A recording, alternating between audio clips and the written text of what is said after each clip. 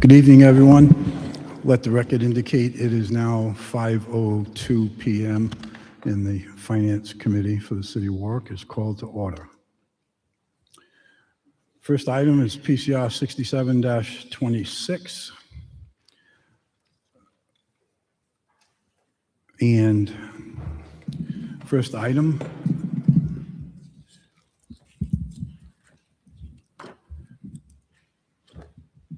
is 2027-049, municipal support and update. Court update. Good evening, Director. Municipal court update? Say what? Munis, what did I say? I thought you said municipal court. I probably did. I probably did. I cannot give an thank you, update on Councilman. the municipal court. My Phil, colleague said you heard wrong. It wasn't my fault. that's me. Phil Carlucci, IT Director. It's a rare opportunity. I get to be first on the list. I think this is the only time. It's my number one expense item for the year.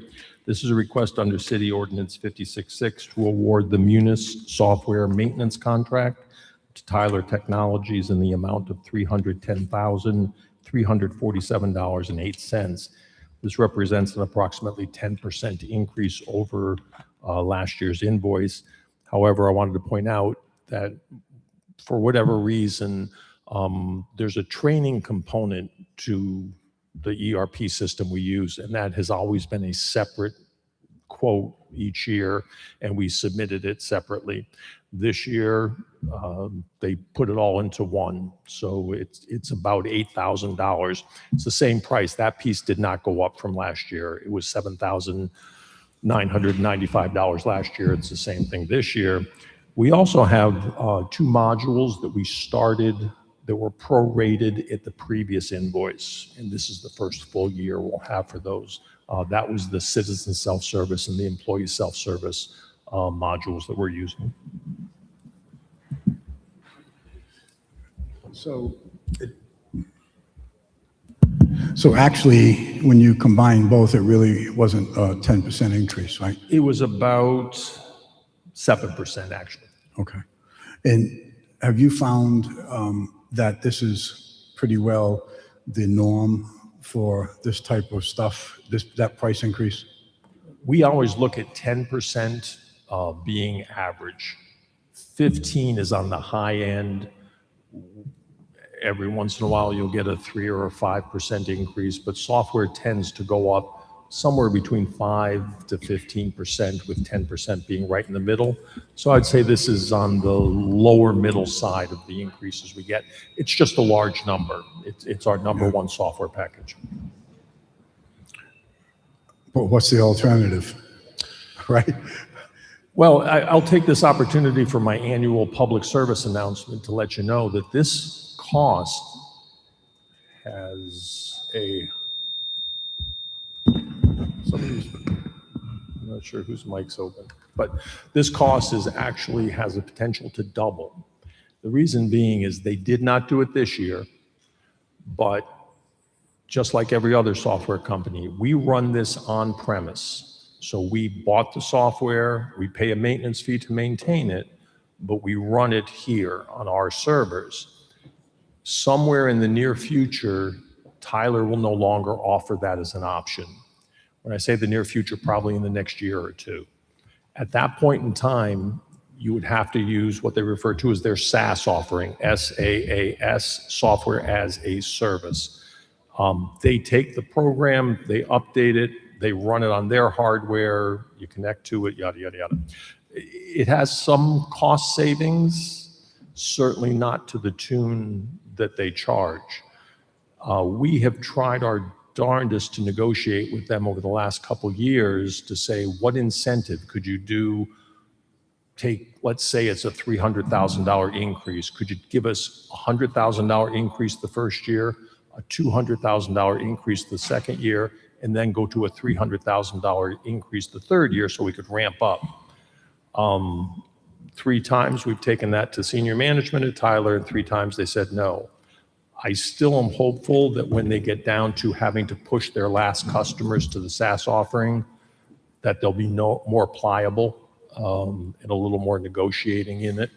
But for this year, we decided just for, trying to cut down on cost, obviously, we're going to stay with on-premise for the year.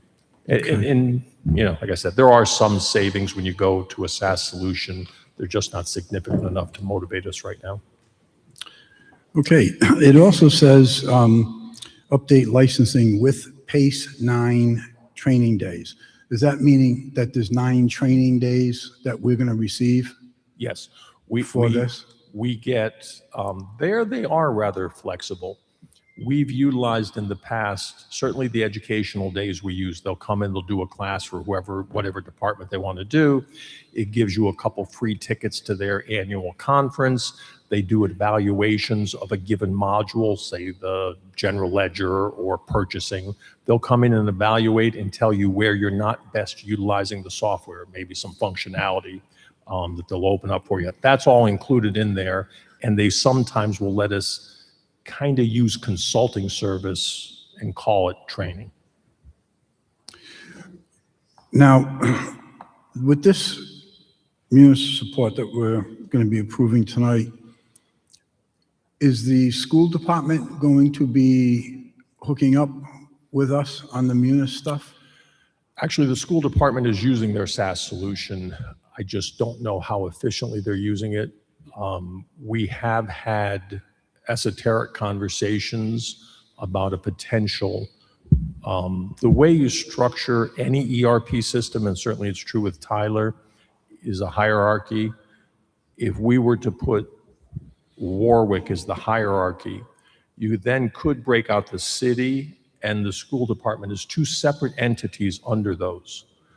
And they can run autonomously, but at the same time, figures could be rolled up significantly into the general ledger, so you could actually have, rather than some of the manual transactions and journal entries we do now. So there is an opportunity, but at this point in time, we're basically on 2 different systems, even though it's both Munis. Okay, thank you. Any questions from members of the committee? Any questions from members of the council? Have any questions from members of the public? Any questions from members of the public? Hearing none, thank you, Director. We will move on to item number 2, found on page 7, 2027-038A, medical supplies and medications. Good afternoon, Chief. Good afternoon, Assistant Chief Umbenhauer from the Fire Department. Fire Department reviewed bid 2027-038A.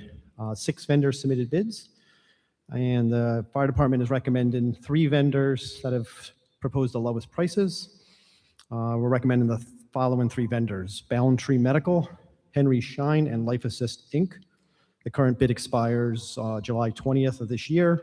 We're requesting a 1-year bid effective 7/21/26 through 7/20/27, and an amount not to exceed $157,500. Chief, on these medical supplies, I know we have a list in here of lots and lots of supplies. These supplies, is this something that the city charges the insurance companies for, or what we have mutual aid communities? Do we charge these folks for these supplies that we use? Yeah, it's part of the rescue billing. This is all the supplies that they use on the rescues, medications, disposable supplies, reusable supplies, and equipment. But the charge that we pay for the rescue billing, it's a flat fee for a BLS transport or advanced life support transport. And then if certain procedures and medications are given, like the higher level stuff, those are billed out separately. So yeah, there is a charge, a flat charge for most of the stuff, and then a higher charge for the more advanced equipment. So how does the city or fire department keep track of the actual cost to the taxpayers for these medical supplies versus the revenue we receive from insurance companies or mutual aid communities that we invoice? So there's not a direct correlation because, like I said, the rescue bill is a flat fee. So we don't charge like per item used if it's a disposable supply, kind of like a hospital would. The way the rescue billing works, it's a flat charge unless it's one of the higher advanced level things. We do keep track of what we use and what we order separately, but it's not really related to the actual billing cycle itself. So we it'd be have- like a cost of doing business would be the best way I can analogize it is the entire amount that we get in rescue billing, part of the expense that goes towards that rescue billing expense, in addition to the personnel costs and the vehicles, is the supplies and equipment that we use.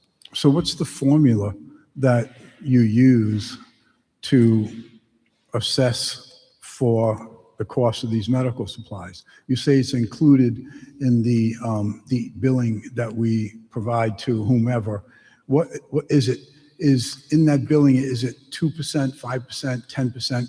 How do you get a number that is going to be applied to offset this expense of $157,500? The fire department doesn't assess that. That's set in city ordinance. So the city ordinance is what sets that billing fee.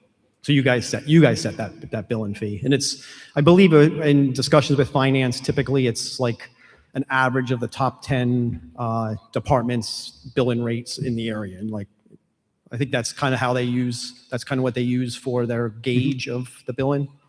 But that's what we do and and then that's set in that city ordinance, those rates. So I think what you've just suggested is that I need to do some homework on how we can account for what we're paying or what the taxpayers are paying and what we're being reimbursed for. Got it. Bear with me 1 minute.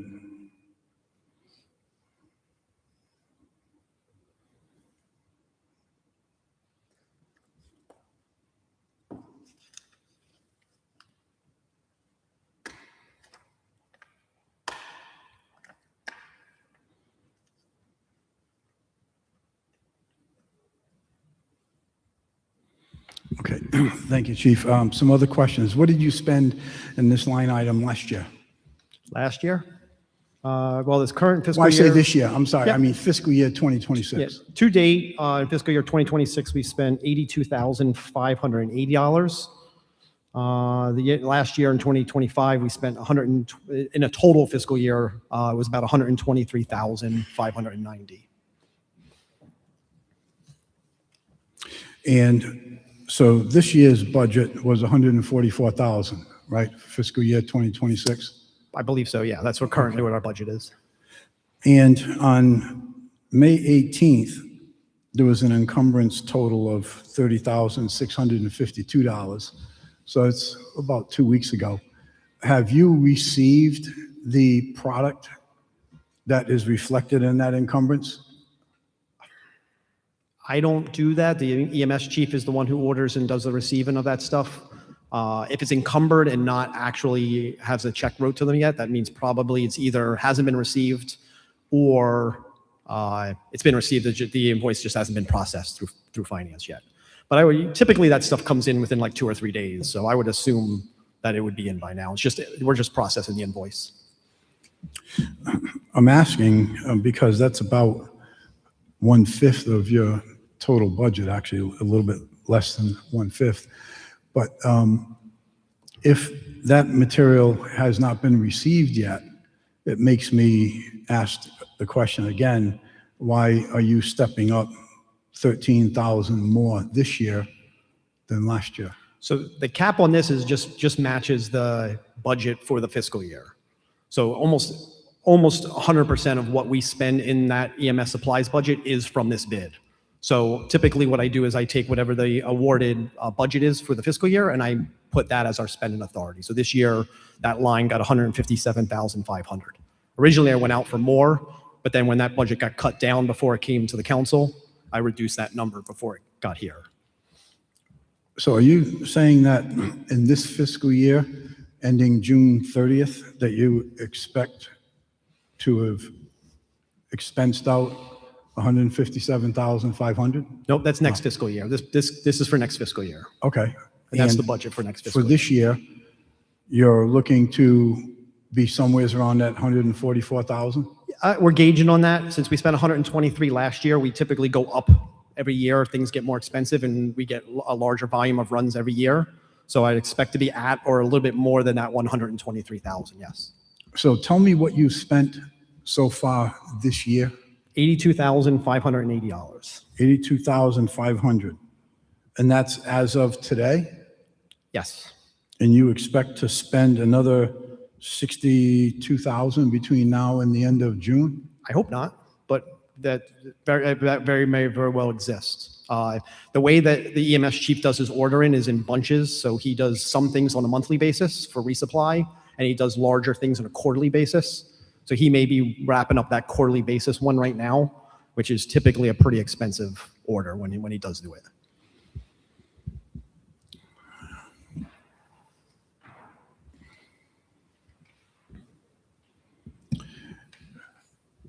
Okay, that's all I have for right now. Anyone from the committee have any questions? Any members of the council have any questions? Any questions from members of the public? Do we have any questions from members of the public? Thank you, Chief. Hearing none, we'll move on to item 3, 2027-050, telephony services, found on page 39. Phil Carlucci, IT Director. This is a request under City Ordinance 56.6 to award the city's telephony services to Cox Communication in the amount of $121,000. This accounts for 12 months of service starting in July 1st, 26 through June 30th, 27, covering our desk phones, VoIP integration through those voicemail and those services that go around it. Our average bill is just under about $1,100 a month. It varies depending on what we've cleaned up at any given time, if we can find phones that are not in use, or if someone needs a phone that for a new position. And this isn't something that, well, if we don't approve it, that's okay, because we have other options. There is no other options, right? I think you could ask just about any employee, if you took their desk phone away, would they be upset? But the only other option would be to go out to bid, and then there's an argument on who owns the phone numbers. So it'd be a revamping of all the phone numbers, direct inward dialing the DID numbers to the city. So it would be a major undertaking, and I doubt you would find that great a cost savings without going to a lesser service. I will give Cox credit. The service that they do provide us, they were just going through an entire upgrade of all the desk phones that within reason has no cost to the city. They're very responsive. So it's worked out well for us. Any questions from members of the committee? Councilman Muto. Hi, Director. Hello. Just a clarification. You said our bills were $1,100 a month? It varies between $9,400, $9,500. I've seen them come in. That's where we come up with the estimate of about $121,000. Okay. There's the budget, and this was talked about at the budget. It used to be IT would pay the entire thing, and at the end of the year, they would do a distribution to the different cost centers, which I never saw. This year, we noticed when I started the budget, the 6-month cost was like $90,000, including some Verizon stuff in my telephony bill. When we got to the budget hearings, the 9-month had been in my account was down to 60. So I had gotten to 30,000. That had, to the best of my knowledge, that had never happened before that early. So the distribution, we've taken the budget dollar amount down, but the city pays in the vicinity of $120,000 a year by whatever cost centers it's charged to. Thank you. You clarified my second question, which is the correct pronunciation of. I did not say anything. Councilman Lattiser, notice I did not say anything.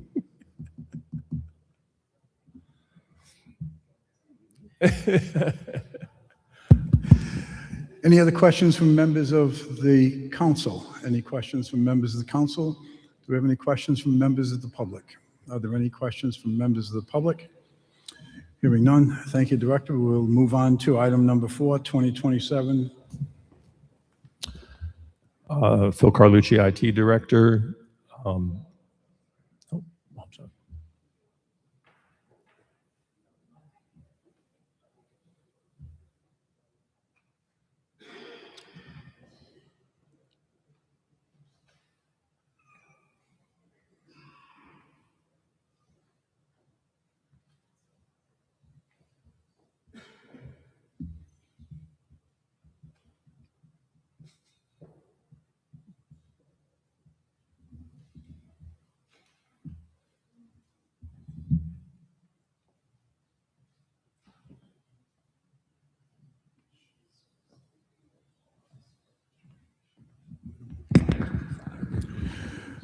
Okay, I'm going to make a motion to pause the Finance Committee meeting as of 5:25 for a brief period. We have, well, I'm going to make that motion to pause to 5:25, at 5:25. We have a second. All in favor? Aye. And I will defer to the council president to explain. Thank you.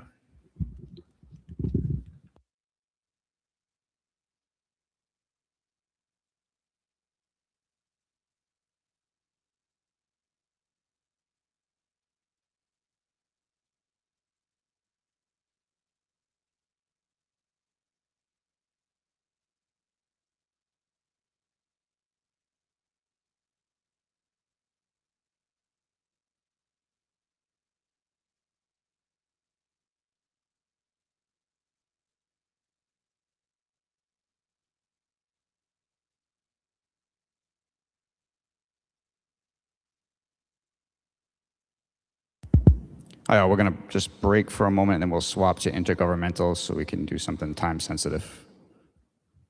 Sorry for the unusual order of things.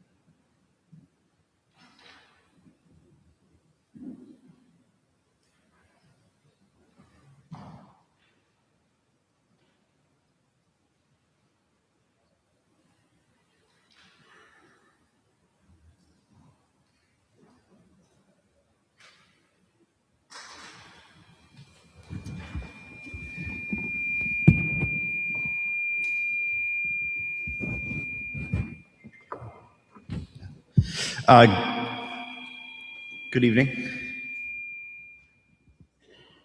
Time is now 5:27. Intergovernmental comes to order. First item of business, we have 2 appointments to the Historic District Commission. We're going to go in reverse order here because I think there's a time constraint. So first up is going to be Caitlin Greeley from Ward 1. This is a new appointment to the Historic District Commission. Good evening, Ms. Greeley. How are you? Good evening. I'm well, thanks. How are you? Thank you for joining us tonight. I'll open up. Oh, I'm sorry. I'll open up the floor to you first. Tell us a little bit about your background and your interest in serving on the Historic District Commission. Absolutely. So I have a Bachelor's of Arts degree in Architectural Studies and Art History from Connecticut College and a Master of Urban Planning from the University of Michigan. I worked for 4 years for the city of Boston as a preservation planner, as a staff for 3 different historic districts, including Beacon Hill, which you may know as one of the oldest historic districts in the country.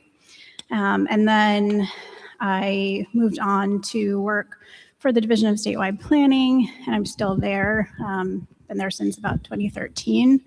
And I work with municipalities. I provide technical assistance, help develop state guide plans, and help municipalities develop their comprehensive plans and also review them. Thank you so much. Sure. Appreciate that overview and appreciate you stepping up to help out in your home town of Warwick, Rhode Island. Do any members of the committee have any questions of Ms. Greeley on her appointment? Seeing none. Members of the council? Councilman Ricks.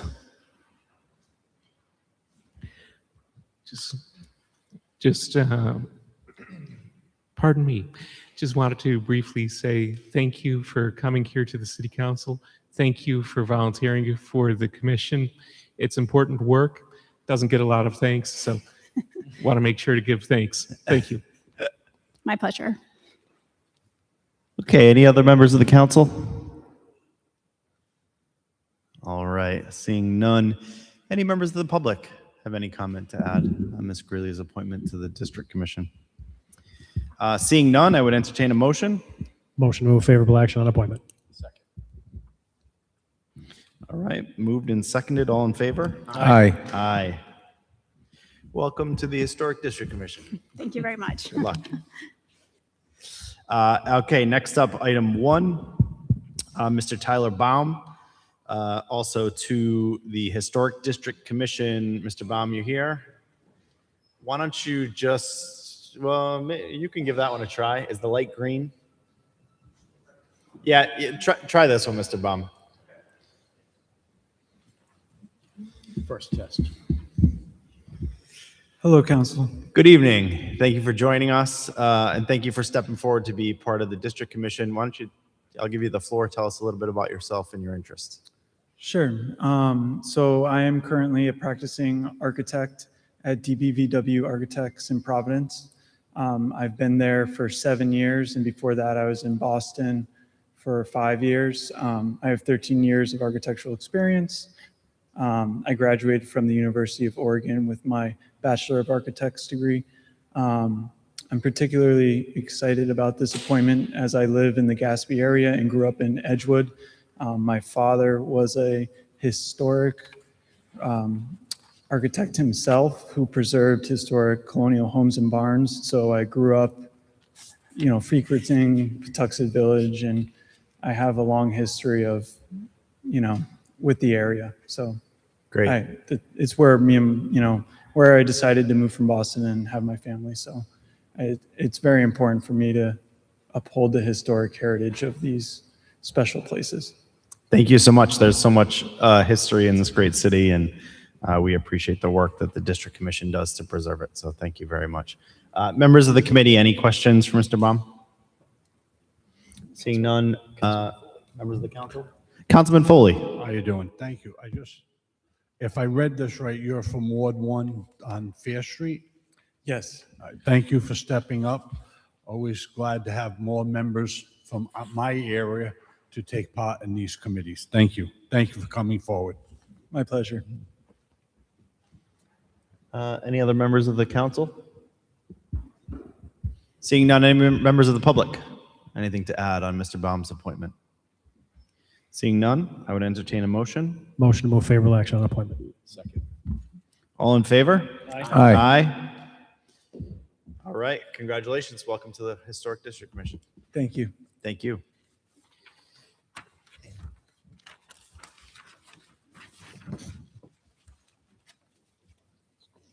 We have one other item, Mr. President. Yes. Okay. So you want to do it now? Yeah, might as well. Okay. All right, great. We have one other item before the committee this evening. This is PCR 5-26 sub A. Resolution establishing a task force to review, make recommendations regarding the modernization, sustainability, economic development potential of the city's athletic and recreational fields. Primary sponsor, Councilman Muto. What is your pleasure, sir? Thank you, Mr. Chairman. After speaking with Councilman Napper on the existing recreational panel, we're going to pull this one and let you guys do the good work that needs to get done. Okay. Do we have a motion to withdraw? Motion to withdraw. Okay. Second. Okay. All in favor? Aye. Aye. There being no further business before the committee, we will adjourn at 5:34. Thank you all for being so accommodating. We can go right back to finance now.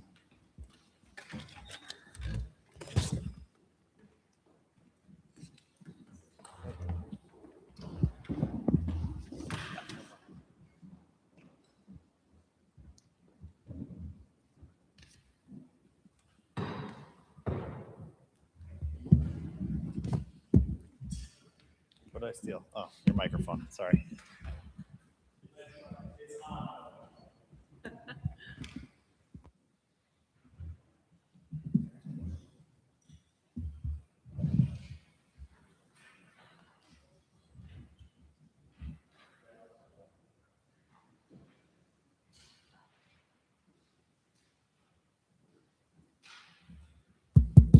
Let the record indicate it is 5:35 PM and the Finance Committee is back in order.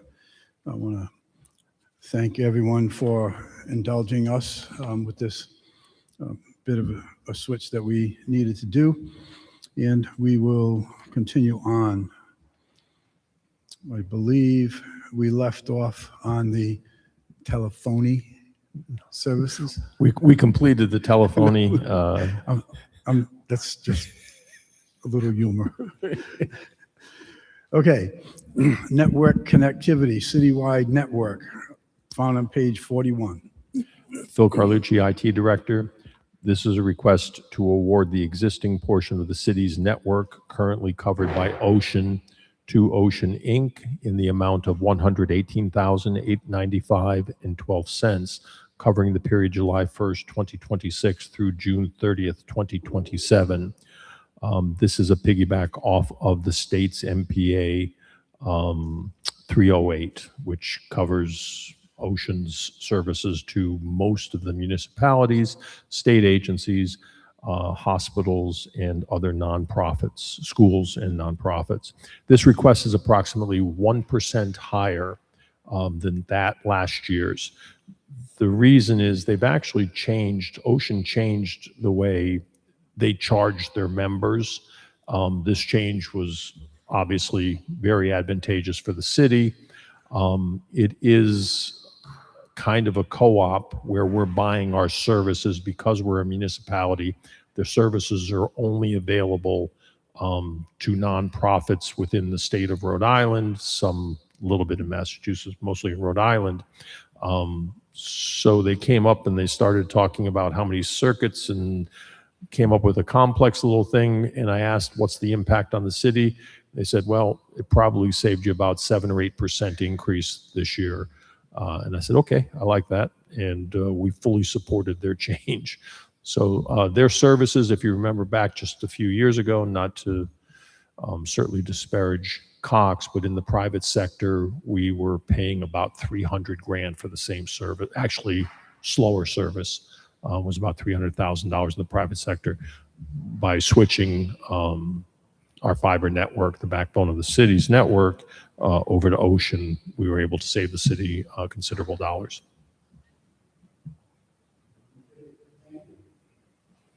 We have any questions from members of the committee? Any questions from members of the council? Any questions from members of the public? Do we have any questions from members of the public? Thank you, Director. Thank you. Hearing none, we will move on to item number 5, 2026-461, found on page 51. Furnish and install Carrier air-cooled chillers.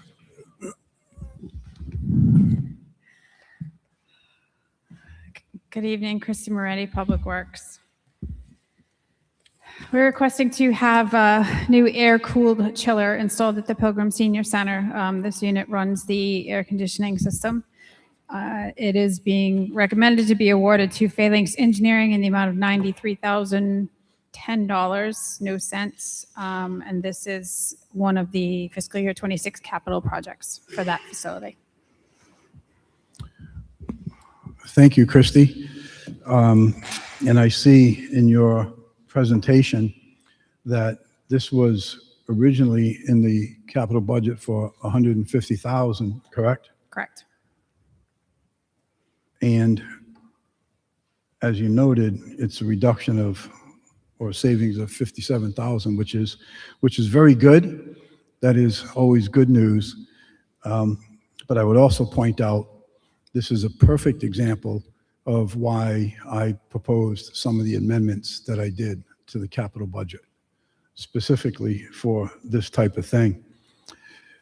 Any questions from members of the committee? Any questions from members of the council? Do we have any questions from members of the public? Are there any questions from members of the public? Hearing none, thank you for that, Christy. And we'll move on to item number 6, HVAC services for city-owned buildings, found on page 55. Christy Moretti again, Public Works. We are requesting to award a new bid for HVAC services for city-owned buildings to Phalanx Engineering and CAM HVAC and Construction in the amount of $80,000 for a one-year period, August 30, 26 to August 29, 27.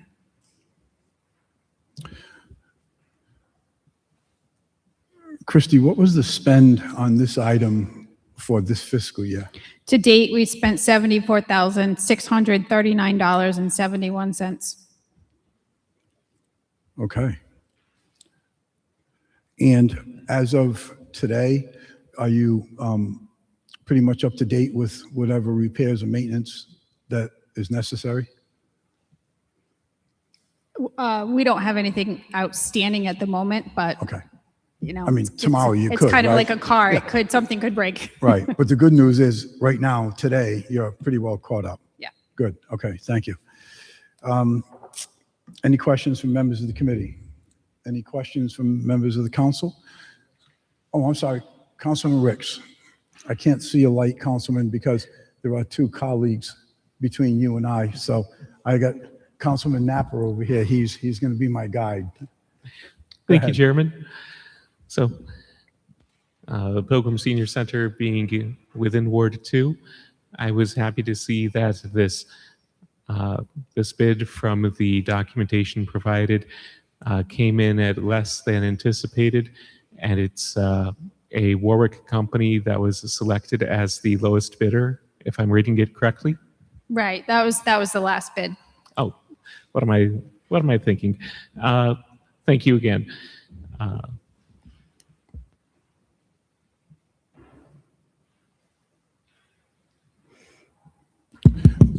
Christy, actually, I do have one more question. I assume that, how do you pronounce that name? The company? Phalanx. What is it? Phalanx. Yes. I assume they will have first choice, given the fact that their rates are about $10 an hour less than the other company? That's standard practice for us in anything that we do. We always go with lowest, and then, secondary is Good. availability. Okay, thank you. Any questions from members of the public? Do we have any questions from members of the public? Hearing none, we will move on to item number 7, 2027-052, Barracuda backup maintenance. Good evening. Well, Phil I found on page 59. So- Carlucci, IT Director. This is a request to award the licensing support and maintenance for our Barracuda backup appliance and cloud subscription to Visual Edge IT in the amount of $78,449.70. Visual Edge is our currently assigned channel partner, so Barracuda does not sell directly to customers. They go through channel partners, and they assign you a channel partner. We switched to Visual Edge a few years ago and saved a few dollars because we had a standing relationship with them. Just a little explanation on what this is and how it compares to last year's cost. We actually use the Barracuda, we have Barracuda appliances per se, but in actuality, it's a cloud service, and we have 2 services. Barracuda provides us all of our off-site storage, so all of our data files, everything in the city is backed up through the Barracuda appliance connector here to the cloud. They also have our email archiving, so every email that has ever been sent into the city or sent out of the city is archived and retrievable through the archive process, through the interface to the cloud. In the past, these have been 2 separate invoices that have come in. I had asked them to make them coterminous, and they did. So last year, we actually had spent $34,470.90 for the backup portion from Barracuda. That's for a 6-month period. When you extrapolate out 6 months to 12 months, there's hardly any of an increase from last year to this year. And this will be our first full year where you actually have both the mail and the data backup on the same invoice, on the same contract. There was a larger jump previous year before that. The rationale for that was, once again, we were on-prem. We actually ran those servers downstairs that did this service. They switched to a mandatory cloud service. That's when we migrated to that. It certainly wasn't a double of price, but there was a slight upcharge at that point in time. Thank you for that, Director. I have to defend myself on that mispronunciation of Barracuda. So I had a flashback to my younger days when the vehicle, the automobile came out, and it was the Barracuda, and we used to pronounce it Baccaruda. So just for you not so old folks, understand what that happens. I understood it without having to be told, so I fit Thank into the you. same category. That's right. Somebody can appreciate that, right? Okay, any questions from members of the committee on either the Barracuda or the Baccaruda? None? Questions from the council? Any questions from members of the council? Any questions from members of the public? Do we have any questions from members of the public? Hearing none, we'll move on to item number 8, 2026-494. Police purchase 1 Ford Police Interceptor found on page 64. Good evening, Councilman Robert Hart for the Police Department. The Police Department is requesting a 5610 use of a master price agreement to purchase 1 Ford Police Utility Vehicle from a government MHQ of Marlborough, Mass.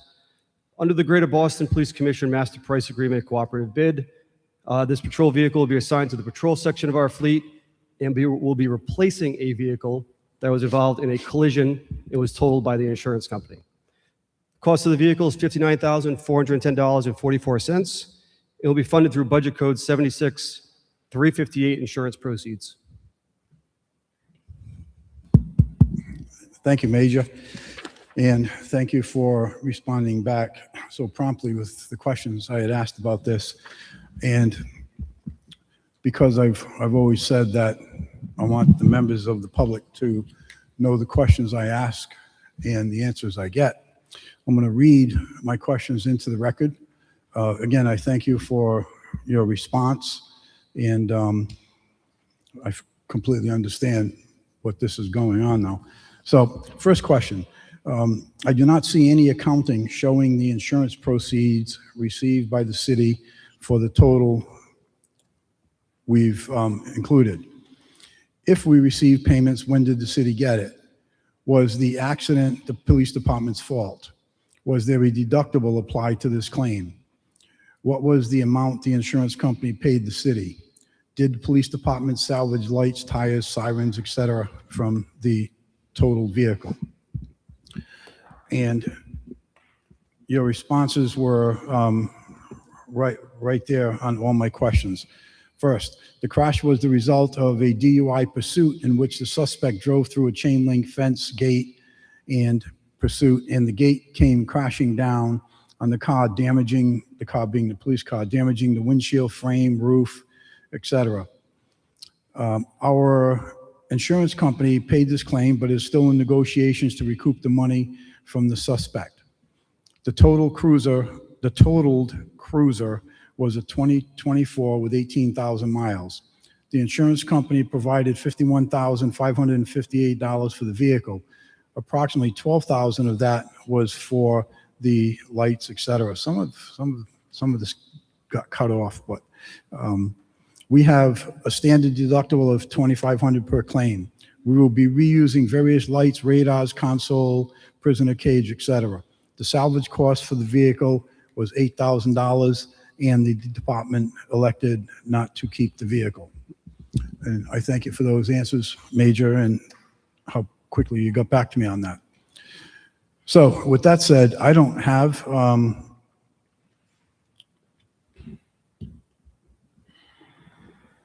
actually I do. The salvage cost of $8,800, how was that factored in, and was that just assigned to the general fund or what? I'm not following your question. Can you elaborate on that? The salvage cost for the vehicle was $8,800. So if we wanted to buy the vehicle back from the insurance company, we'd have to pay the $8,800. Okay, got it. Good. Okay, I'm clear. Any questions from members of the committee? Councilman Napa. Thank you, Major. I didn't ask you this question in advance, but it just dawned on me when we were sitting here discussing this. The deductible that we paid out, or the city paid out, if the insurance company is successful with subrogation, getting some money back from the perpetrator, does the city get reimbursed first, their deductible? You may not even know this, but Have to check with finance on that. I'm not positive on just that. curiosity, Yeah. if the city gets paid first, so the insurance company gets the first bite at the apple, and then we kind of get the Right. leftovers. Yeah, I'm not sure. Okay, thank you, Major. But the city is subrogating against the, The insurance company is. right. Okay. Okay, any questions from Councilman DeLuise? Thank you. Yes, Major. So from what Councilman Lattice has said, that the insurance company paid $51,000. Yes, $51,558. So why are we requesting $59,000? Shouldn't we be putting that 51 towards the new vehicle? We're using that part of that money to pay for this, but the total cost of the vehicle is $59,000. Oh, So that money okay, was- so you have 51, you only need another 9,000 to buy the vehicle, correct? But we need Or- the spending authority of a total of $59,000 to purchase it. That $51,000 was put into the insurance proceeds account, but we need permission to spend the full amount, which is the $59,000. Okay, so that's going in, but then it's going to be coming out. So it's not actually, we're not actually spending another 59. Correct. No. Okay, that's all. Thank you. Thank you, Councilman. Any questions? Any other questions from members of the council? Any questions from members of the public? Do we have any questions from members of the public? Hearing none, that completes our items over 50,000. There are several items remaining under. Any members of the committee have any items they want held aside? You have one, Councilman Muto? I do. Okay, which one is yours? The 2026 462, the 2 coils at the Pilgrim Senior Center. 2026 490, the crowd control equipment. And that's it. Okay, I have item number 11, 2027-043, found on page 86, a citywide striping.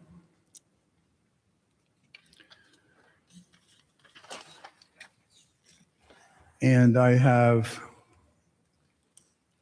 item number 14, 2027-038B, found on page 99, medical supplies and medications.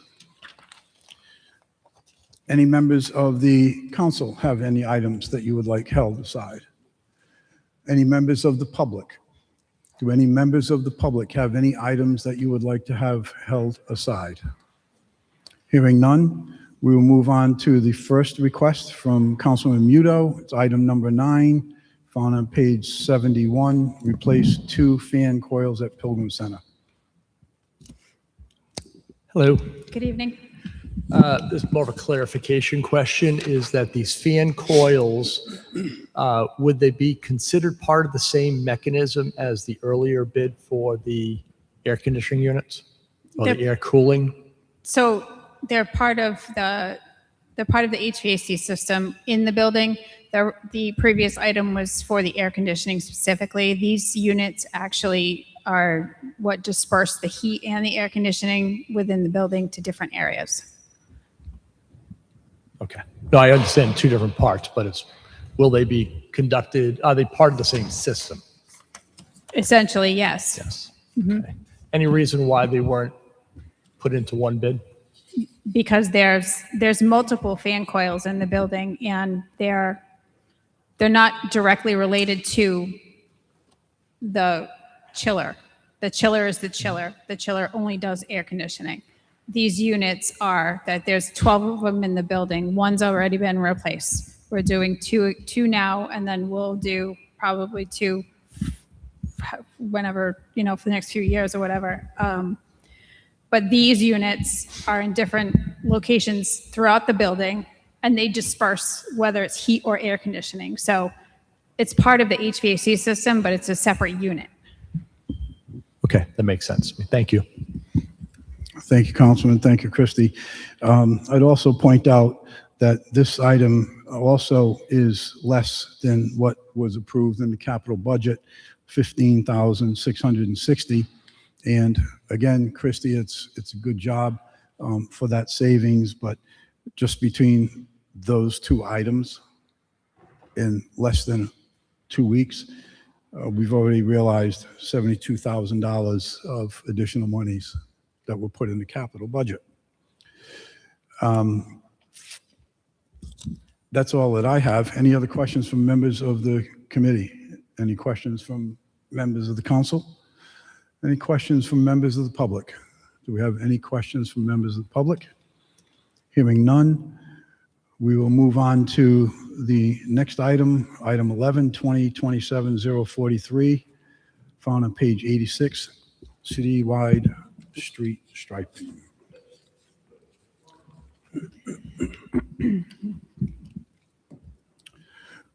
Christie, so with this bid, does that include crosswalks?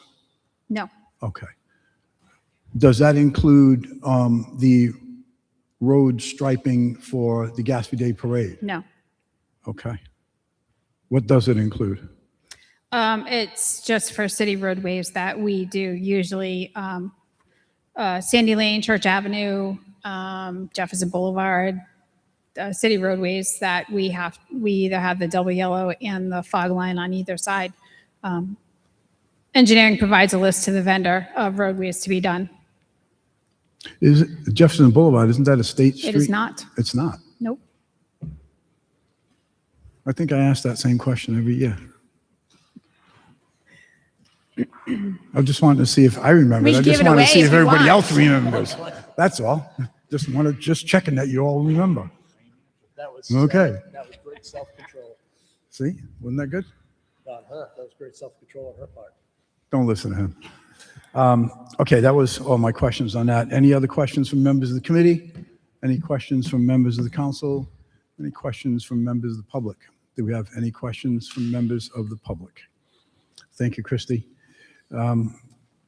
Moving on to, all right. Oh, actually, hold on. I got to add one more in. It's item number 12, 2026-491, found on page 91. And I saw Major Hot just walking up to the mic, so he must have been anticipating that I was going to have a question on that.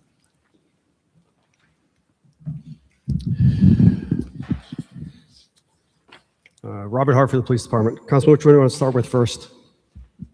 Which one do you want to start with first? I'm sorry? Which one do you want to start with first?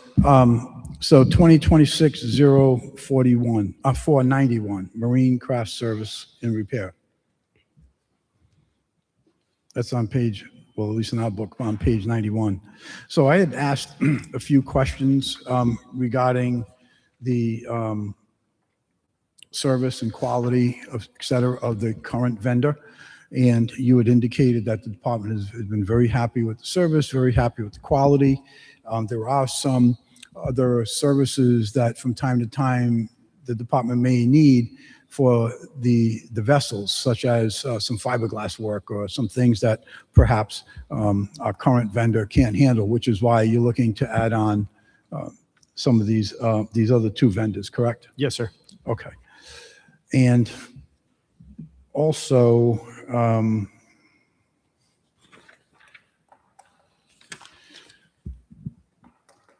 how many vehicles or vessels, I should say, do we have in the fleet now? We have two 30-foot vessels, one 25-foot vessel, and a 16-foot vessel that's on a trailer. So for a total of 4. And are there any service issues with any of those vehicles now? The two 30-foot vessels are going to need annual lube, zincs, et cetera, shortly. Commissioning, basically. Commissioning, Yeah, okay. Nothing anticipated, any major items like heads or anything like that? I don't believe so. I know one motor is having some issues with RPMs, but that could be something as simple as you know, a spark plug or coil pack or whatever, but needs to be checked on. Sure, okay. Okay, thank you for that, and thank you for the answers again, and so promptly. Any questions from members of the committee? Any questions from members of the council? Any questions from members of the public? Do we have any questions from members of the public? Hearing none, we will move on to next item, item number 13, 2026-490, found on page 95, crowd control equipment. Councilman Muto. Hi, Major. Before I start with the questions, would you just mind approaching this like we would if it was a larger bid where you give the overview and the justification for it? Sure. So the department is seeking to use our JAG burn grant in the amount of $15,835.44 to replace antiquated gear that we have that is for crowd control, that is helmets, shields, elbow, knee pads, suits like that, and just for for extreme crowd control measures, whether in the city or if we were requested mutual aid to the city of Providence, things like that. Great. So the first question is, obviously, this is replacing current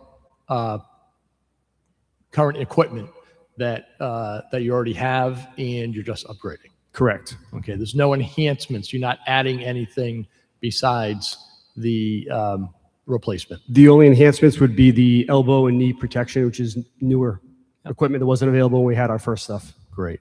And you did mention one thing which was extremely important, that we do have mutual aid in this state. So even though we are one of the safest cities, we also help out the rest of our state. That's when they correct. need. And Okay. part of the impetus for this is to replace the equipment, which is 20-something years old, but also with the soccer tournaments coming in throughout New England, many departments in Massachusetts, Rhode Island are planning, in case there's any issues with extensive crowds, to have this gear on hand. The vendor we talked to is pretty confident that we could have this pretty quick. Great. And just to emphasize, this is a grant from federal grant for It is. this equipment. A U.S. Department of Justice, it's called the JAG, Justice Assistance Grant, Burn, which is named after the police officer that was killed. And the use of this grant is for this type of equipment. It is. There are several categories that it can be used for. This is what we applied for this purpose. It was approved by the grant office for this purpose. Great. Thank you for clarifying. I appreciate it. Thank you, Councilman. Major, I just want to clarify again, this is not a new line item for the police department, this crowd control equipment, No, we've had crowd control equipment for as long as I've been there. and you are currently looking to replace equipment that has either worn out or has gone away, with the exception of a couple of new items. Correct. Worn out, well expired, past its time. This equipment's been there easily 20 years. It's just time for new stuff. I see the quantity is 12 each on all of these items, or at least most of them. And is that to indicate that there are 12 officers involved in this, or is there more? Many officers receive basic training in it, but we have sent 12 people recently to enhanced training, so that it would essentially be these 12 people who would spread amongst the shifts, who would be the ones to go first. Okay. And I know I had asked you late in the day today, and I had said I didn't need the answer tonight, but I look forward to you following up with me on the items that this JAG grant can be used for. So just to elaborate on that, there are not specific items, it's specific reasons, types of programs. So I can give you a general idea of what things would encompass. That'd be good. Great. Okay, thank you. Any other, Councilman Muto? Just a follow-up.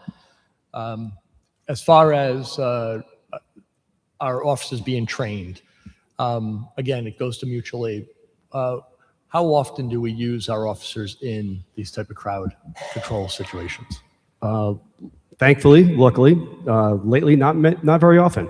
A few years ago, there were several occasions, almost every week, we were sending people into the Cranston Providence line, into downtown Providence, to the Warwick Mall when we had to protect that. So that it's been used. Okay, thank you. Major, are we also obligated to assist at the airport Yes, in crowd control? we would probably be the first ones there for that. Mhm. Send that drone in first. Does crowd control pertain to this council chamber as well? From time to time. I think that was a very appropriate question.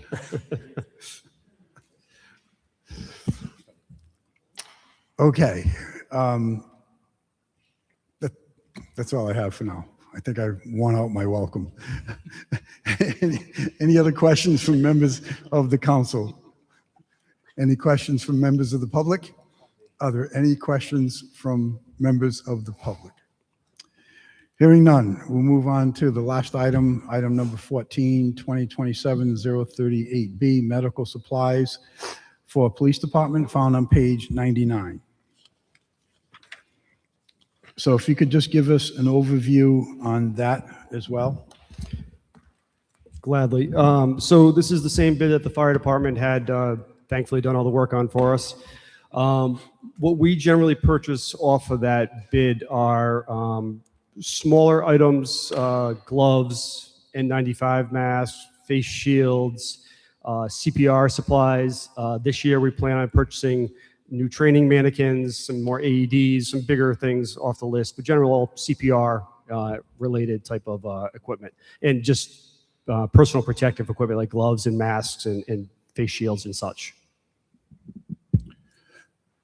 Major, those items or a portion thereof, are some of those items carried by the police officers who are on bicycle patrol? They would carry gloves, they would carry CPR masks, not a full realm of equipment, no. Narcan? They would have Narcan on their person usually. Okay. Okay, I asked you 2 questions on this item also earlier. What is the balance in the opioid account as of today? The response from you is $785,841.92. Correct. I asked, can this account be used to purchase Narcan? Your reply was, we get our Narcan through a law enforcement initiative from the Department of Health, so this account is not associated with CPR supplies, face shield, and gloves that may be used to respond to an overdose in our purchase. So I wanted to read those questions and answers so that the public is aware of that as well. So thank you again, Major. Any other questions from members of the committee? Any questions from members of the council? Do we have any questions from members of the public? Are there any questions from members of the public? Hearing none, that completes our item. I need a motion, please. Motion, favorable action. We have a motion for favorable. We have a second. All those in favor? Aye. Thank you. Finance Committee is adjourned at 6:09 p.m. Thank you, everyone. And again, thank you for the indulgence on shifting gears.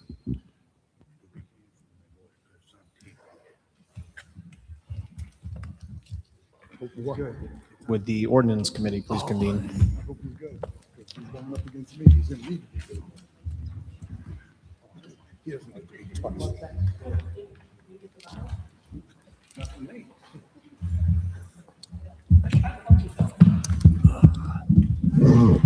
These for me too. Yes, thank you.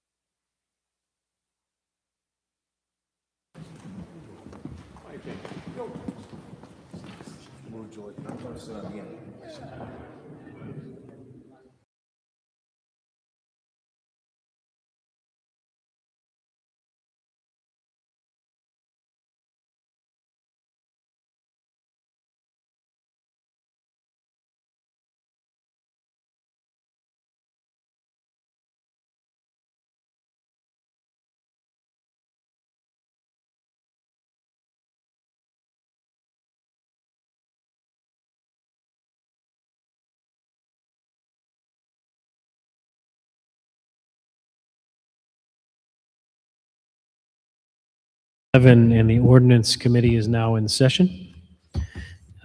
First order of business here is PCO 5-26 sub A, an ordinance amending section 64-5 of the Code of Ordinances relative to the compensation of other officials. This was docketed by Councilman Gebhardt for second passage tonight. Councilman Gebhardt, your pleasure. I would, let's see, the next item before us, I think is going to supersede this, but there were some changes that we did effectuate in 5-26. So I would urge favorable action. The city would like to be heard. Second. No, Bill Vicente, Chief Staff. To Councilman Gephardt's point, the change was to remove number 7, the Personnel Hearing Board members, as the councilman mentioned. I believe the next item will address that for second passage as well. If there be no objection to hearing this out of order, we can skip down to number 2, as that seems to be more logical to pass first. Any objection to hearing this docket out of order? Okay, moving down to PCO 11-26 sub A, an ordinance amending the Code of Ordinances to eliminate the Personnel Hearing Board and provide appeals to the City Personnel Director.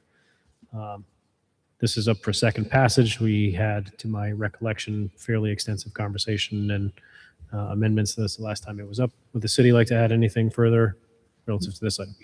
No, we're satisfied as amended. Any questions or comments from the members of this committee? Questions or comments from the members of the council at large? Questions or comments on item 2? Questions or comments from the members of the public? Okay, seeing none, do I have a motion? Move favorable action. Second. I have a motion and a second. All in favor? Aye. Aye. 4-0, the motion passes on second passage. Okay, back up to the top for item number 1, PCO 5-26 sub A. No further comment by the administration desired. Any comments by the committee? Questions or comments, members of the council? Questions or comments, members of the public?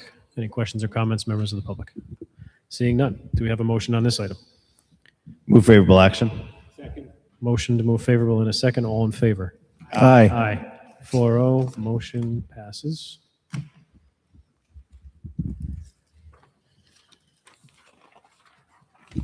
Okay, last order of business is item number 3, PCO 3-26, an ordinance establishing a financial oversight commission. This was docketed by Councilman Muto, co-sponsored by Councilman Lattiser. Councilman Muto, since you're the primary sponsor, defer to you, my friend. Thank you, Chairman. We're going to hold this till August 18th. We have some additional work we'd like to do. Is it 17th? 17th. Any objection to holding this item to August 18th? None at all. Strike that, August 17th.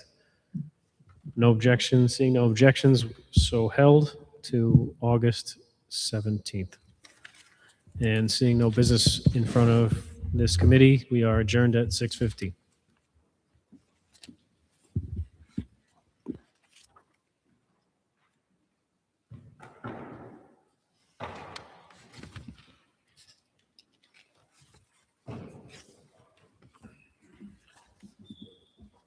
Would the Public Safety Committee please convene?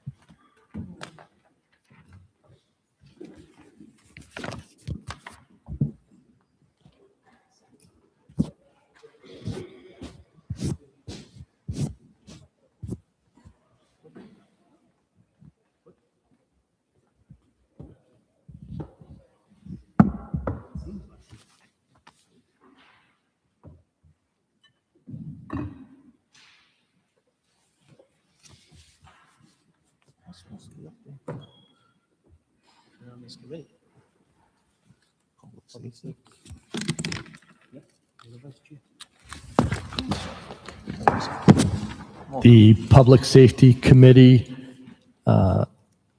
is in session at 6:16. Our first order of business is PCR 6226, a resolution relative to a claim for Whedon. This is a claim that was from an incident during an emergency call from the Warwick Fire Department, where Mr. Whedon's property, the fire engine drove over the lawn in this particular area. The initial claim was denied by the city of Warwick on the basis that the fire departments are not liable for property damage when it comes to emergencies. The claimant is claiming $950 worth of damage with a bid from Yardworks. The fire department has given an opinion, as well as the city, with the conditions of the streets. I drove through there myself. The streets are very narrow streets in the North Socket area. And I'd open it up for discussion. Anyone on the committee would like to comment? Councilman Lattiser. Thank you, Mr. Chair. I have a question for the chief.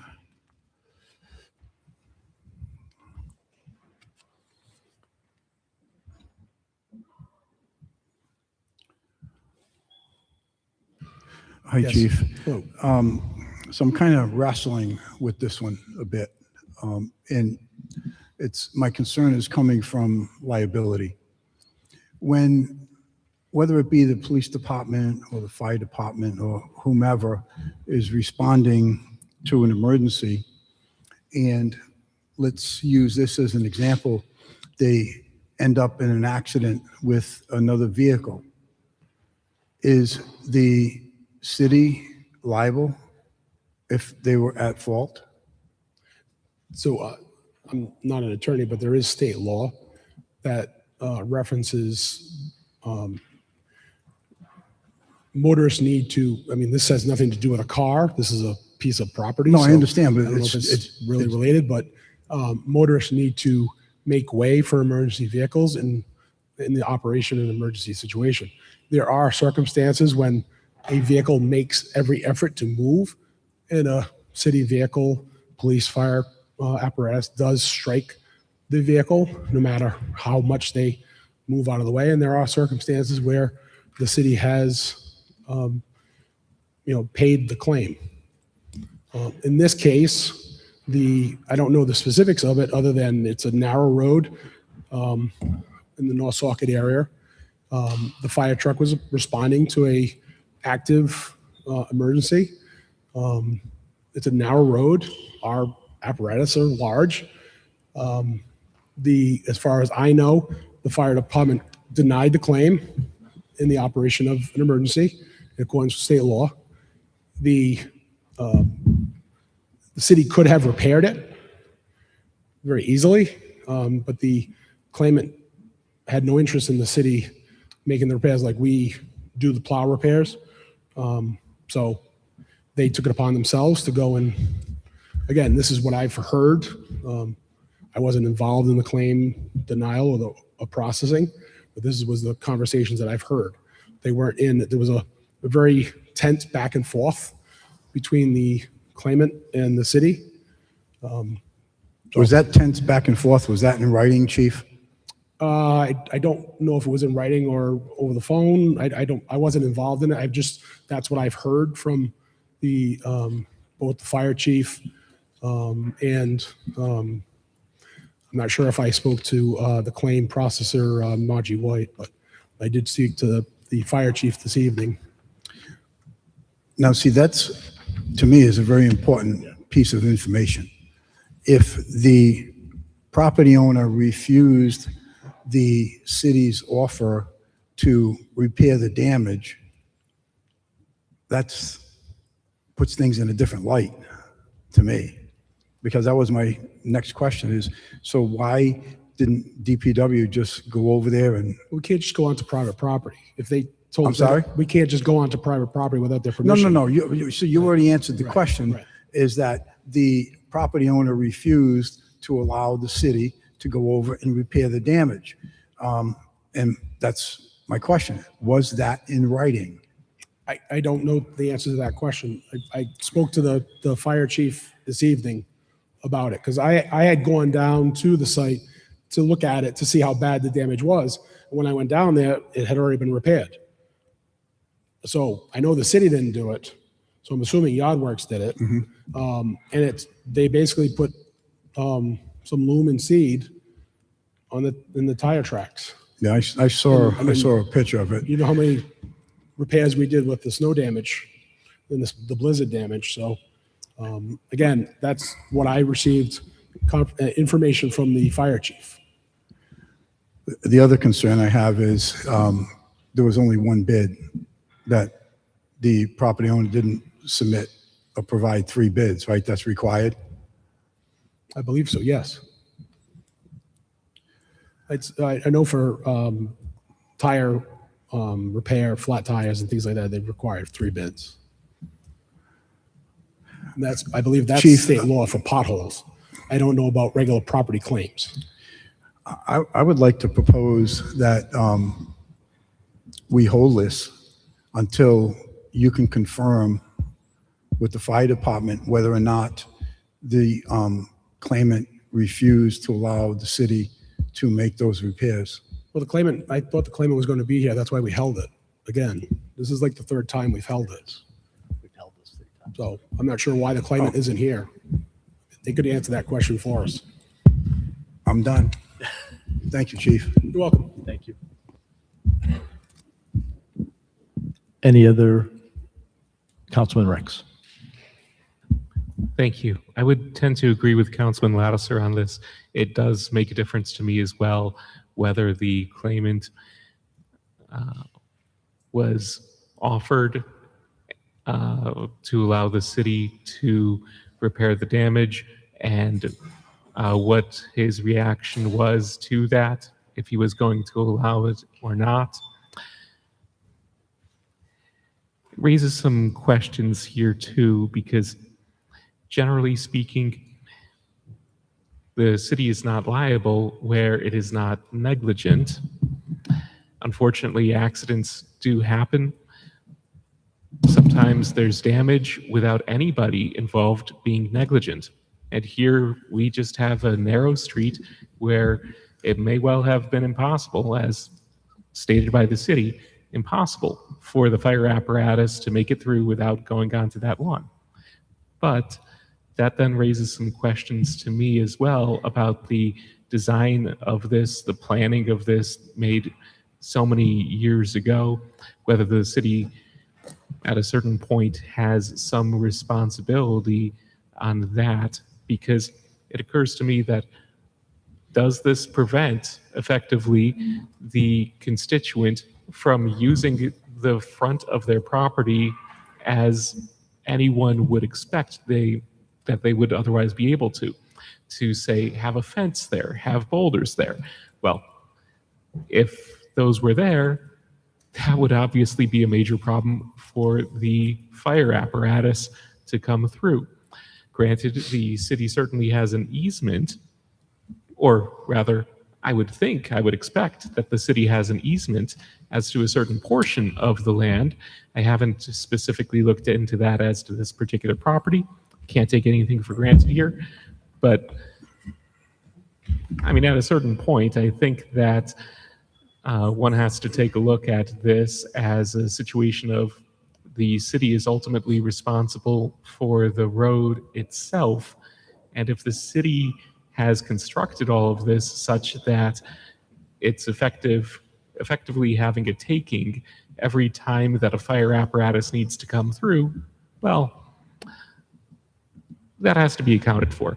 But simple analysis here is, I would tend to agree with Councilman Lattiser. It would impact my decision making here whether or not the city offered for the city to come out and do the yard repair, and of course whether the constituent accepted it or not. My recollection is also that while the city requires 3 estimates or quotes for potholes, the city council doesn't have those strict requirements for other types of claims. So that's how I see it. I would be open to holding this just to get that additional piece of information, even though it has been held already. But I would leave that to the rest of the committee's discretion. Thank you. Thank you, Councilman. If I may, when there's a moment. Once you go to the full council, you're still in committee, so I understand. Councilman Lattiser. Thank you, Chairman. Thank you, Chairman, and Chief, for reminding us that this item has been held 3 times already. I want to confirm This has been held 3 times? I don't know if it's 3 times, but it's been at least once or twice. I wouldn't have that information. I believe it's at least twice. Yeah. This would be the 3rd time. This will be the 3rd time hearing it. This is be the third. And each time the property owner was notified to attend? Yes. That's the protocol, correct? Yes. Okay, and this property owner did not attend. Obviously, he's not here. Correct. And nor was he in attendance at the last 2 meetings, right?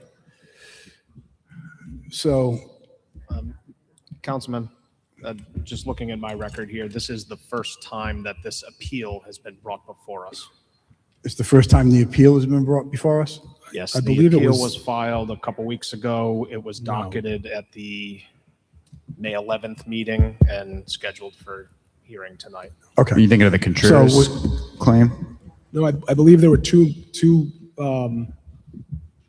Contreras and Whedon were both on the same night.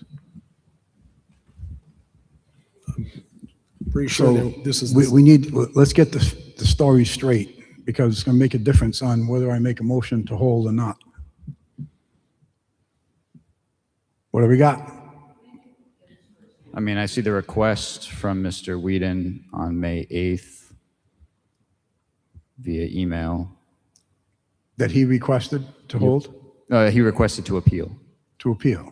So Okay. was it docketed on the 11th and And held it on- was to be docketed at Monday's meeting, Monday from that date, which would be May 11th. So, So then next meeting, I think after that was budgets, right?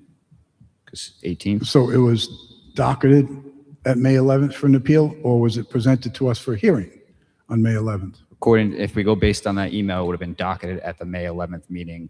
And then the next meeting after that was budget meeting, so we wouldn't have heard it then. So yeah, I think we're mixing it up with the Contreras. okay, appeal. I stand corrected. I don't Okay, have my notes thank in front of you. me, so- I make a motion to hold this Sorry. until the next meeting in June. Chief, I would ask that you receive confirmation from the fire department regarding the position that the property owner took. Yep. And make sure that notice is provided to Mr. Whedon for appearance at the June 15th meeting. I'd still That's like to my chime motion. in on this one when there's Second. a moment. And I apologize if I misinformed. Excuse me, There Mr. was a President, third did you time. have something else? Yeah, so to the part about the estimates, so on the claims form, it does state a requirement to get the 3 estimates.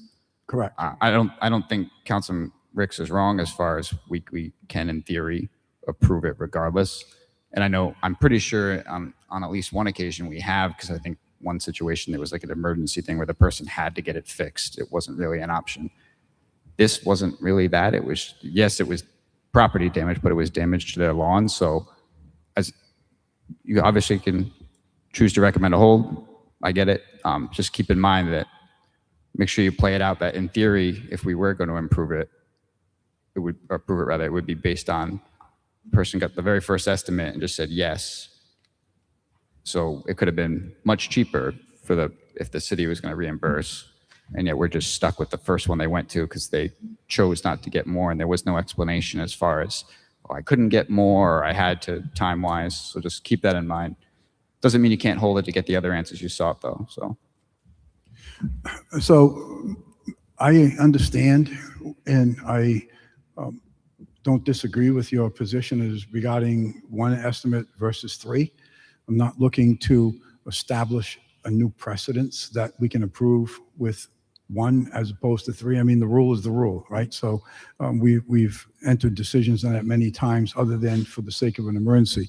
However, this brings up, in my opinion, this puts things in a different light, because we have an emergency vehicle responding to an emergency. We have laws that speak to this. We have property damage. The city has offered to make repairs to the property damage. It is alleged that the property owner has refused to allow the city to do that. I think it's important for us to confirm that either that occurred or it didn't occur. Yeah, no And I disagreement think here. it's important that we establish that baseline going forward. So if a homeowner or property owner chooses not to let the city do it, other than for some unknown valid reason, then I think that puts things in a different light. That's why I'm moving to Like I hold. said, no disagreement with I holding will it. more than happy to get some information from the fire chief. I'm sorry? I'm more than happy to get information from the fire chief. I'm just going by what he and I talked about. Understood, chief, understood. But, so let's eliminate the he said, she said. Let's get down to the nuts and bolts, because I think it's important that there's a basis set for when a situation like this occurs. Right. Thank you. Thank you. Just to summarize, to clear up any misinformation. So this was originally docketed for May 11th, right? May 11th. And we held it to today, June 1st. And Chairman, if I Yes. may. The record was that the claimant appealed the denial on or about May 8th, I believe is what was testified to. Yep. At the May 11th council meeting, during our docket session, council president docketed this appeal per our ordinance addressing this process.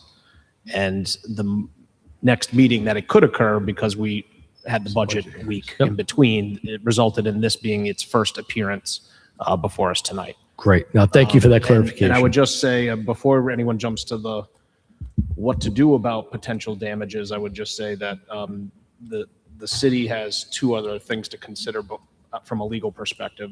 But the one I would just highlight is along what Councilman Ricks was speaking of, is that this is rooted in a negligence perspective, and that needs to have some recognition that the city breached some sort of duty that was the cause of the damages underlying it. So before you get to what to do about that from a process side, you would still be trying to recognize that the city somehow breached that duty, and in the context of emergency response, that is, I would say, a difficult bar to identify. But that is a finding that all of you need to consider as you decide at that later meeting. So additional questions for you to ponder in the meantime. Absolutely. And thank you so much to clarify the process there. We want to make sure on the record we have that clear, because we do go through a lot of these claims. You're right, there are other thresholds. This was only one of those thresholds. And right now, we currently have a motion to hold in a second, but I'd like to go to the full council if there's any other comments. Oh, do you have a comment, Councilman?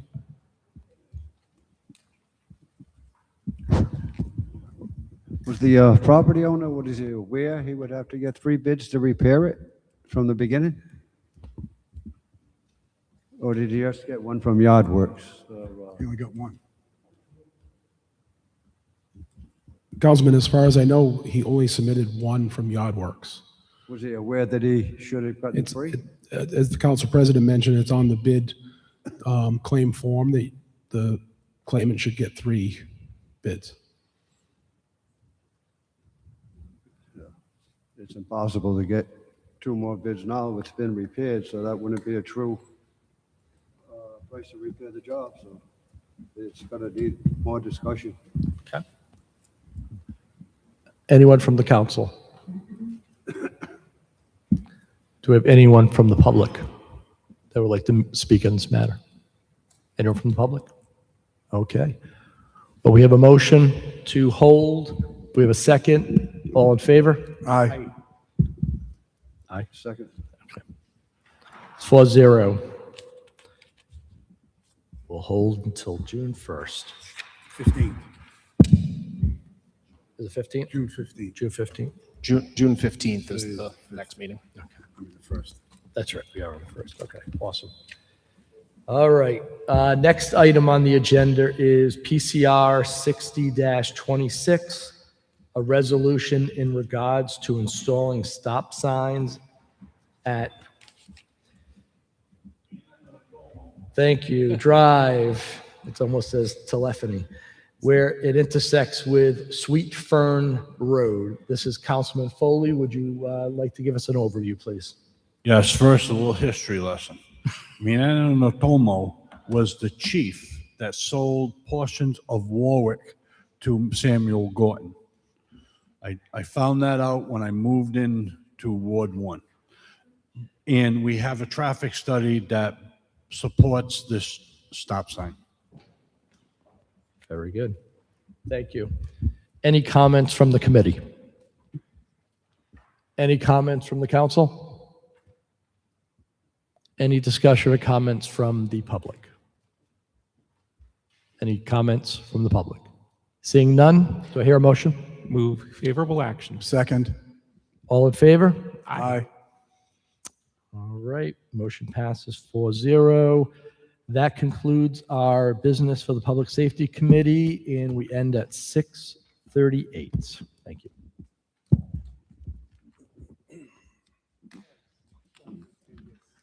Would the public properties please convene? All right, come on up. Yep, you're staying put. Yeah. What was the address of that reading? 54 Preston, Ward 6. Yep, 54 Preston Drive.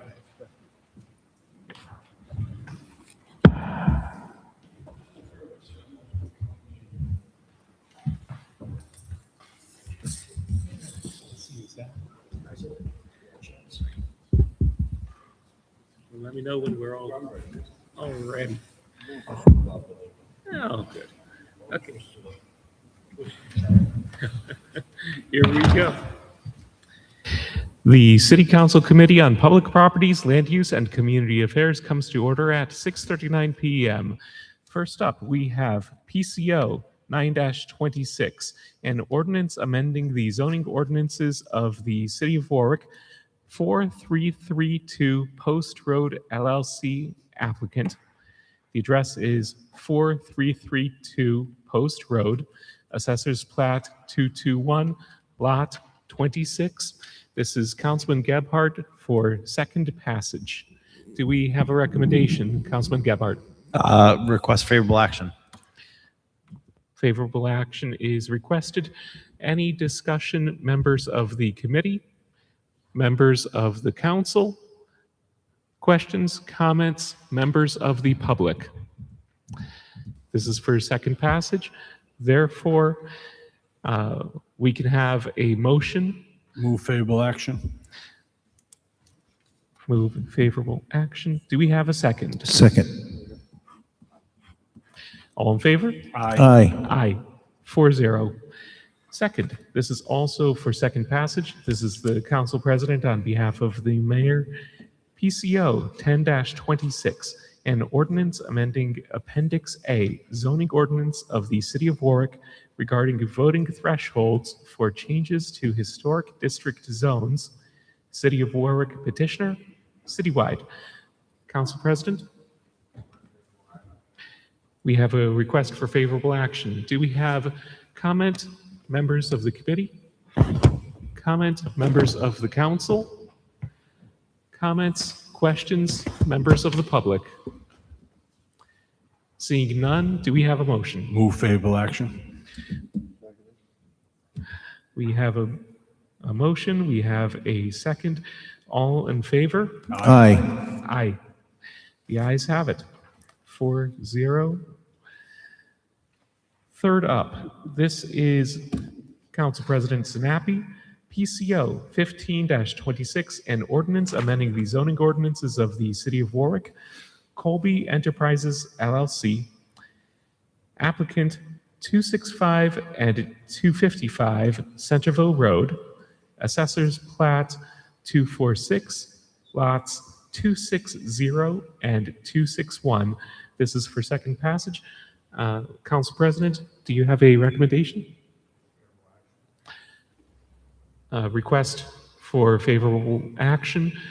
Any question, comment, members of the committee, members of the council, and questions, comments, members of the public? Hearing none, do we have a motion? Move favorable action. We have a motion. Do we have a second? Second. All in favor? Aye. Aye. Aye. 4-0. And lastly, item number 4, this is also for second passage. Council President Sinapi is the lead sponsor. This is PCO 18-25 Sub A, an ordinance amending Appendix A, zoning ordinance of the City of Warwick regarding the geographical areas where retail sales of marijuana and related products can occur. City of Warwick, petitioner, citywide. Council President, do you have a recommendation? Favorable action is requested. Comments, questions, members of the committee? Comments, questions, members of the council? Comments, questions, members of the public? Hearing none, I'll simply state that there was lengthy discussion of this last time. I am not in favor of this as amended. However, I will put it out there. Do we have a motion for favorable action? Move favorable action. Do we have a second? Second. All in favor? Aye. Nay. This one is 3-1. Favorable action passes. There being no further business of this committee, we adjourn at 6:44 p.m. Next up is the full city council.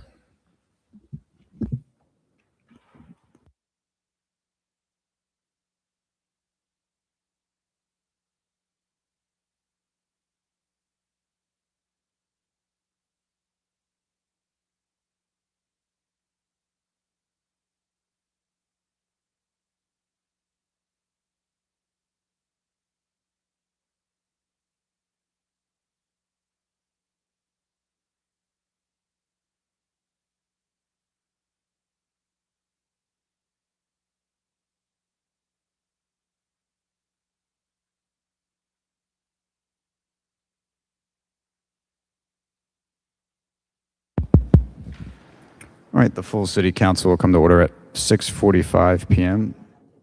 If the clerk could please call the roll. Sorry. Mr. Sinapi? Here. Mr. DeLuise? Here. Mr. Foley? Here. Mr. Gephardt? Here. Mr. Kirby? Here. Mr. Lattiser? Here. Mr. Muto? Here. Mr. Napa? Mr. Riggs? 9 present. Councilman Napa could please lead us in the salute to the flag.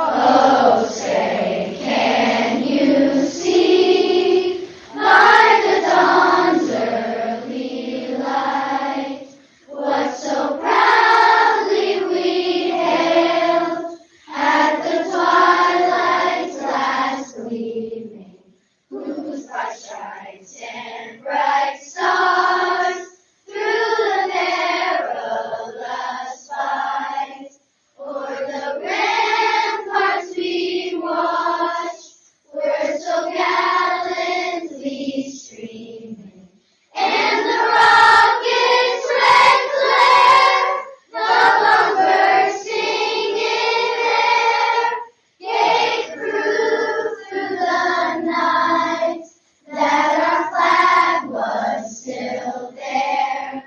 Oh, say does that star-spangled banner yet wave o'er the land of the free and the home of the brave?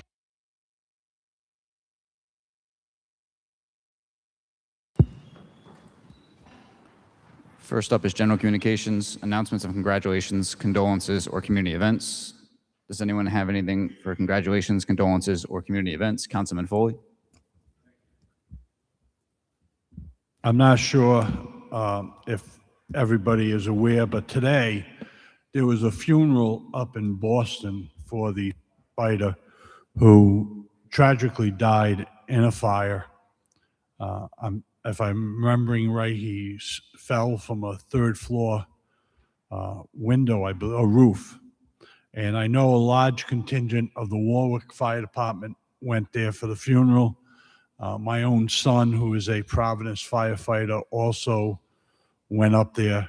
I think Warwick sent a busload and Providence sent 2 busloads. It was an emotional ceremony, and I just like a moment of silence for that firefighter. Could we please have a moment of silence?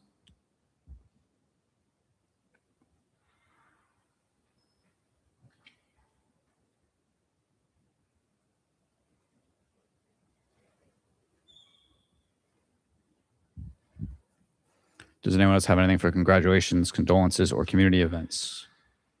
All right, seeing none, we move on to executive communications, for which there are none. Next, we're on to announcements of appointments. For the Warwick Housing Authority, John B. Giusti from Ward 9 and Deborah Quirk from Ward 7. For appointments requiring confirmation, we have the Historic District Commission. This is intergovernmental. Councilman Gephardt. Yes, Council President, there were 2. And actually, I apologize. I gave my paper to the clerk. That's right. I think the first one is Tyler, I want to say Baum? Yes, committee recommended favorable action. All right, and for action, oh wait, this is the consent calendar. We can just go next one. So, and then Caitlin Greeley. Oh, not on consent? Oh, I misspoke. I apologize. So yeah, for action, it would be Ward 1. So Councilman Foley. Move favorable action on Tyler. Second. And are we doing both at the same time? Nope. All right. So is any further discussion regarding the appointment of Tyler Baum? Boom. Oh, I keep messing it up. All right. And yeah, not on that one. So it's a motion before us for favorable action. Clerk will please call the roll. Mr. Sinapi? Yes. Mr. DeLuise? Yes. Mr. Foley? Yes. Mr. Gephardt? Yes. Mr. Kirby? Yes. Mr. Lattiser? Yes. Mr. Muno? Yes. Mr. Napa? Yes. Mr. Riggs? Yes. 9 yes, appointment passes. All right. And next is Caitlin Greeley for Councilman Gebhardt. Yes, the committee on this one also recommended favorable action. So for action, again, this is Councilman Foley. Move favorable action. Second. All right. Any further discussion on this? All right. Seeing none, clerk will please call the roll. Mr. Sinapi? Yes. Mr. DeLuise? Yes. Mr. Foley? Yes. Mr. Gephardt?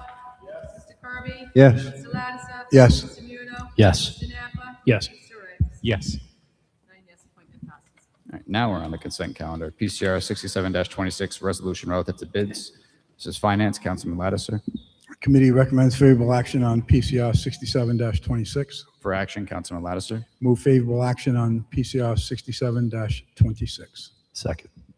Any further discussion on this? And there are no holdouts, no PCRs on this, Mr. President. All right, clerk will please call the roll. Mr. Sinapi? Yes. Mr. DeLuise? Yes. Mr. Foley? Yes. Mr. Gephardt? Mr. Kirby? Mr. Lattiser? Yes. Mr. Muno? Yes. Mr. Napa? Yes. Mr. Riggs? Yes. 9 yes, consent passes. All right, on to unfinished business. PCO 5-26 sub A, an ordinance amending section 64-5 of the Code of Ordinances relative to the compensation of other officials. This would be second passage ordinance. Committee recommended favorable action. For action, Motion to move favorable. the second from Councilman Mito. Any further discussion on this? Seeing none, will the clerk please call the roll? Mr. Sinapi? Yes. Mr. DeLuise? Yes. Mr. Foley? Yes. Mr. Gephardt? Mr. Kirby? Yes. Mr. Lattiser? Yes. Mr. Muno? Yes. Mr. Napa? Yes. Mr. Riggs? Yes. 9 yes, motion passes. Second passage. Next is PCO 9-26, an ordinance amending the zoning ordinances of the City of Warwick, 4332 Post Road LLC, applicant 4332 Post Road, Assessors Plat 221, Lot 26. This would be second passage, public properties, so Councilman Ricks. Committee recommends favorable action. For action, I'll defer to Councilman Gebhardt if he wishes to make the motion. Okay. Move favorable action. Second. all right. Any further discussion on this? Seeing none, clerk will please call the roll. Mr. Sinapi? Yes. Mr. DeLuise? Yes. Mr. Foley? Yes. Mr. Gephardt? Yes. Mr. Kirby? Yes. Mr. Lattiser? Yes. Mr. Muno? Yes. Mr. Napa? Yes. Mr. Ricks? Yes. 9 yes, second passage. Next is PCO 10-26, an ordinance amending Appendix A zoning ordinance of the City of Warwick regarding voting thresholds for changes to historic district zones. City of Warwick petitioner citywide. This would be second passage, public properties. Committee recommends favorable action. For action. Move favorable action. Second. Motion made and second. Any further discussion on this? Seeing none, clerk will please call the roll. Mr. Sinapi? Yes. Mr. DeLuise? Yes. Mr. Foley? Yes. Mr. Gephardt? Mr. Kirby? Yes. Mr. Lattiser? Yes. Mr. Muno? Yes. Mr. Napa? Yes. Mr. Ricks? Yes. 9 yes, second passage. Next is PCO 11-26, sub A, an ordinance amending the Code of Ordinances to eliminate the Personnel Hearing Board and provide appeals to the City Personnel Director. This would be ordinance, second passage. Councilman Napa. Committee recommended favorable action. For action. Motion to move favorable. Second. Any further discussion on this? Councilman Lattiser. Yes, thank you, Mr. President. Since we last voted on this, I voted on first passage, which at the time I did vote in the affirmative. I have given this more thought, and I will not be voting in favor of this on second passage. I feel that this just gives much more power to the mayor than needs to be. So for that reason, I will be voting no. Understood. Any further discussion on this? Seeing none, clerk will please call the roll. Mr. Sinapi? Yes. Mr. DeLuise? Yes. Mr. Foley? Yes. Mr. Gephardt? Yes. Mr. Kirby? Yes. Mr. Lattiser? No. Mr. Muno? Yes. Mr. Napa? Yes. Mr. Ricks? No. 7-2, motion passes. So next is PCO 15-26, an ordinance amending the zoning ordinances of the City of Warwick, Colbia Enterprises LLC, applicant 265 and 255, Son of a Road, Assessors Plat 246, lots 260 and 261. This would be second passage, public properties. Councilman Ricks. Committee recommends favorable action. For action. Move favorable action. All right. Any further discussion on this? All right. Seeing none, clerk will please call the roll. Mr. Sinapi? Yes. Mr. DeLuise? Yes. Mr. Foley? Yes. Mr. Gephardt? Mr. Kirby? Yes. Mr. Lattiser? Mr. Muno? Yes. Mr. Napa? Yes. Mr. Ricks? Yes. 9 yes, second passage. Next is PCO 18-25, sub A. An ordinance amending Appendix A zoning ordinance of the City of Warwick regarding the geographical areas where retail sales of marijuana and related products can occur. City of Warwick petitioners citywide. This would be second passage, public property. So Councilman Ricks. Committee recommends favorable action. For action. I'll defer to someone who favors it. Move favorable action. Is there a second? Second. Seconded by Councilman Lattiser. All right. Any further discussion on this? Councilman Ricks. I'd just like to reiterate for the record, I'll try to be brief. Famous last words. Oh, 1 moment, I'll borrow a mic. Here we go. The mic seems to be working again. Thank you. Okay, so a few famous last words. I'll try to be brief. The sub A, as proposed, is contrary to the item that was recommended by the planning board. I don't think that this is actually necessary. And for those reasons and the reasons that I stated in more detail earlier at first passage, I'm going to be voting against this item. That's all. Thank you. To his credit, that was in fact brief. Any further discussion? All right. If not, clerk will please call the roll. Yes. Mr. Foley? Yes. Mr. Gephardt? Yes. Mr. Kirby? Yes. Mr. Lattiser? Yes. Mr. Muno? Yes. Mr. Napa? Yes. Mr. Ricks? No. 8-1, second passage. All right. Next, we have PCO 3-26, an ordinance establishing a financial oversight commission. My understanding is that the recommendation is to hold till August 17th. That is correct. Is there any objection to that hold? All right, seeing none, so held. Next, we have PCR 5-26 sub A, a resolution establishing a task force to review and make recommendations regarding the modernization, sustainability, and economic development potential of the city's athletic and recreational facilities. This is intergovernmental. Councilman Gephardt. The sponsor requested this be withdrawn. All right, so for action, Move to withdraw. Second. any further discussion on this? Seeing none, clerk will please call the roll. Mr. Sinapi? Yes. Mr. DeLuise? Yes. Mr. Foley? Yes. Mr. Gephardt? Yes. Mr. Kirby? Yes. Mr. Lattiser? Yes. Mr. Muto? Yes. Mr. Napa? Yes. Mr. Riggs? Yes. Nine yes to withdraw. Next is PCR 62-26, resolution relative to claim for Whedon. My understanding is that the recommendation is to hold this until June 15th. Is there any objection to that? All right, seeing none, so held. Next, we have new business, PCR 60-26, a resolution in regards to installing stop signs at, yeah, I'm glad you said it, Drive where it intersects Sweet Fern Road. This is public safety. The committee recommended favorable action. Move for favorable action. Motion made, is there a second? Second. Any further discussion? All right, seeing none, clerk will please call the roll. Mr. Sinapi? Yes. Mr. DeLuise? Yes. Mr. Foley? Yes. Mr. Gephardt? Yes. Mr. Kirby? Yes. Mr. Lattiser? Yes. Mr. Muto? Yes. Mr. Napa? Yes. Mr. Riggs? Yes. Nine yes, motion passes. All right, we're on to unanimous consent. Does anyone have anything for unanimous consent? Seeing none? Since there's no further business in front of this honorable. All right, is there a second? Second. All in favor? All opposed? Any abstentions? All right, to the docket session we go. Ward 1. Ward 2. 2 items. First, a resolution regarding stop signs on Bly Street. Any other? A traffic study is pending. And what was the other one? The second is a resolution in observance of Pride Month. Community Affairs. Alrighty. And then Thank you. Ward 3. Someone jab Ward 3.